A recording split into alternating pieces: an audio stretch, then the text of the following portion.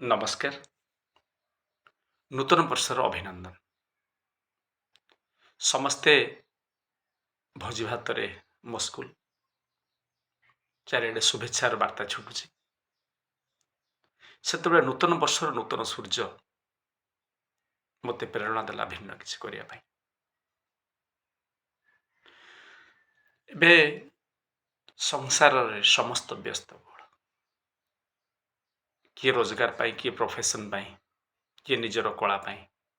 ସମସ୍ତେ ଯେତେବେଳେ ବ୍ୟସ୍ତବହୁଳ, ଯେତେବେଳେ ନିଜର ଲୋକଙ୍କ ସହିତ କଥାବାର୍ତ୍ତା ହେବା ପାଇଁ ସମୟ ନାହିଁ, ସେତେବେଳେ ମୁଁ ଚିନ୍ତା କରୁଛି କଥା ହେବା ବହୁତ ଜରୁରୀ।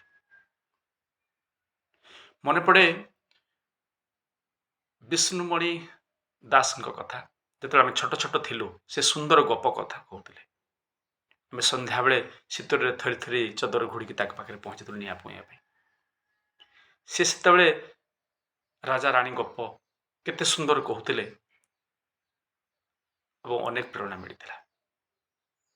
ଯଦିଓ ସେ ଅଶିକ୍ଷିତ ଥିଲେ, ବୋଧହୁଏ ତାଙ୍କ ପାଖରେ ଜ୍ଞାନ ଅନେକ ଥିଲା। ଆସନ୍ତୁ କିଛି କଥା ହେବା। କିନ୍ତୁ ଏପଟେ ଚିନ୍ତା କରେ, ଯଦି ମୁଁ କହିବି ମୋ କଥା ଶୁଣିବ କିଏ? ନା ମୋ ପାଖରେ ବେଦ ପୁରାଣର ପାଣ୍ଡିତ୍ୟ ଅଛି। ଗୋଟେ ଗରିବ ଚାଷୀ ପରିବାରରେ, ଗୋଟେ ଗାଁରେ ଜନ୍ମ ହେଇଥିବା ଗୋଟେ ଆଦିବାସୀ ପିଲାର କଥା କିଏ ଶୁଣିବ ବା କାହିଁକି? ସେତେବେଳେ ମନେ ପଡ଼େ ମହାଭାରତର ସବୁଠୁ ଅବହେଳିତ ଚରିତ୍ର କର୍ଣ୍ଣଙ୍କ କଥା, ଯେ କି କହିଥିଲେ, ମୋର ଜନ୍ମ ମୋ ହାତରେ ନାହିଁ, ମୋ ନିୟନ୍ତ୍ରଣରେ ନାହିଁ।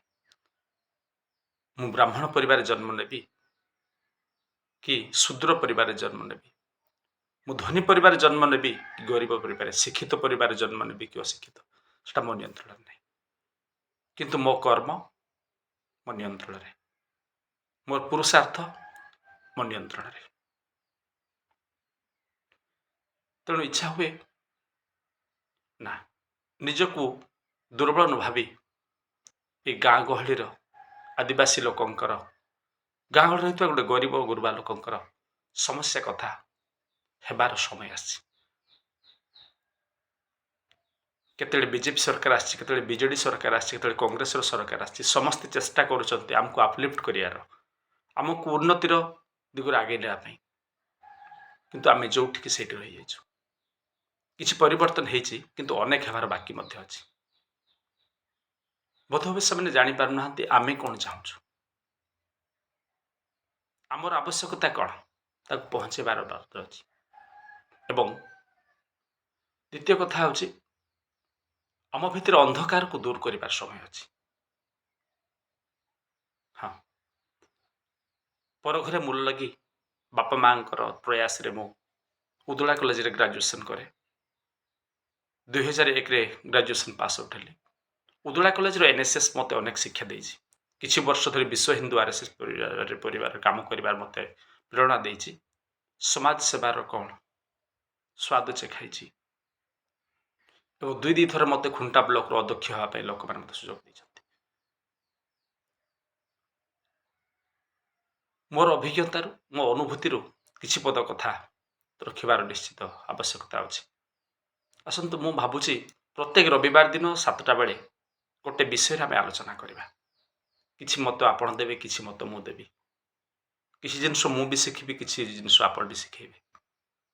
କିନ୍ତୁ ଆଲୋଚନାର ସମୟ ଆସିଛି। ଏକ ସୁନ୍ଦର ପ୍ରୋଗ୍ରାମ କଥା ଆମେ ଚିନ୍ତା କରିବା। ମୋ ମନ ଭିତରେ ଥିବା ଏ ସମାଜରେ, ଗାଁ ଗହଳିରେ ଥିବା ଅନ୍ଧକାରକୁ ଦୂର କରିବା ପାଇଁ ଗୋଟେ ପ୍ରୟାସ କରିବା। ତେଣୁ ପ୍ରୋଗ୍ରାମର ନାଁ ରଖିଛି ମୁଁ ଦୀପ। ମୋର ପ୍ରିୟ ପ୍ରଧାନମନ୍ତ୍ରୀ ଅଟଳ ବିହାରୀ ବାଜପେୟୀଙ୍କର ଗୋଟେ କଥା ମନେ ପଡ଼େ। ସେ କହିଥିଲେ, ମାନା ଅନ୍ଧେରା ଘାନା ହେ ଲେକିନ ଦିଆ ଜଲାନା କାହା ମାନା ହେ। ଆମେ ତାହାକୁ ଚେଷ୍ଟା କରିବା, ସମାଜରେ ଦୀପଟିଏ ହେଇ ଟିକେ ଯାହା ପାରିବା ଅନ୍ଧକାରକୁ ଦୂର କରିବା ପାଇଁ ଆମ ସୋସାଇଟି। ତେଣୁ ମୁଁ ଭାବେ, ମୋ ଭିତରେ କଳାକାର ମରିଯିବା ଆଗରୁ କିଛି ଗୀତ ଗାଇଯିବି ମୁହିଁ। ମୋ ଭିତରେ ଚିତ୍ରକର ହଜିଯିବା ଆଗରୁ କିଛି ଛବି ଅଙ୍କିଯିବି ମୁଇଁ। ଜାଣେ ନା ଏ ସମାଜରେ ମୋ ପ୍ରତିଭା ଲୋଡ଼ା କି ଅଲୋଡ଼ା ଜଣା ନାହିଁ, ତଥାପି କିଛି ସ୍ମୃତି ଛାଡ଼ିଯିବି ନାହିଁ। ମୋ ଭିତରେ ଅଭିନେତାଟିଏ ମରିଯିବା ଆଗରୁ କିଛି ଅଭିନୟ କରିଯିବି ମୁଇଁ। ଆସନ୍ତୁ ପ୍ରତି ରବିବାର ଦିନ ସକାଳ 7ଟା ବେଳେ ଗୋଟେ ଆଲୋଚନା କରିବା, ସବୁଦିନ ଗୋଟେ କ୍ଲିପ୍ ରଖିବି, ତାକୁ ଆପଣମାନେ ଶ୍ରଦ୍ଧା ସହକାରେ ଶୁଣିବେ ଏବଂ ନିଜର ମତାମତ ରଖିବେ ବୋଲି ଆଶା। ଏକ ଛୋଟ ପ୍ରୟାସ, ଭୁଲ ଥିଲେ କ୍ଷମା ଦେବେ।